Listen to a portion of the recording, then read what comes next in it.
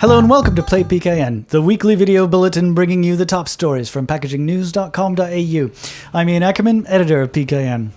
In the news this week, the budget. Treasurer Josh Frydenberg announced a $35 billion program to help beleaguered businesses, including those in the packaging industry, to get back on their feet following the COVID-19 pandemic. Among a raft of measures, the government will deliver an instant asset write-off, which means nearly all assets, all businesses will be able to claim the full value of any investment in equipment under the scheme.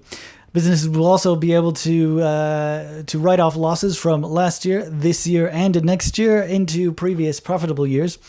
And the government said it would subsidize 50% of the wages of young apprentices, and there are also subsidies for other young workers under the age of 35. But importantly, the budget has provisions for boosting Australia's recycling capacity. Now there's nothing new in the budget about recycling, nothing we haven't seen before, nothing that hasn't already been announced. But the fact that the presence of recycling in the budget is important nonetheless. Recycling is included as one of the government's 6 priority areas for boosting Australian local manufacturing through a $1.5 billion plan.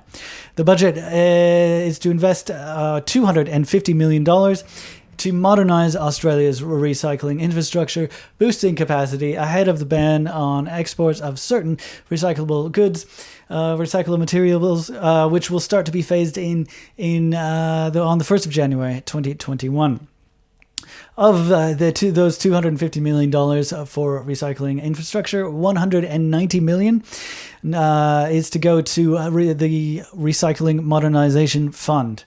Now, announced in July, you may remember this investment will go to infrastructure to sort and recycle plastic, paper, tiles, and glass, which incidentally are the materials that will be banned from export.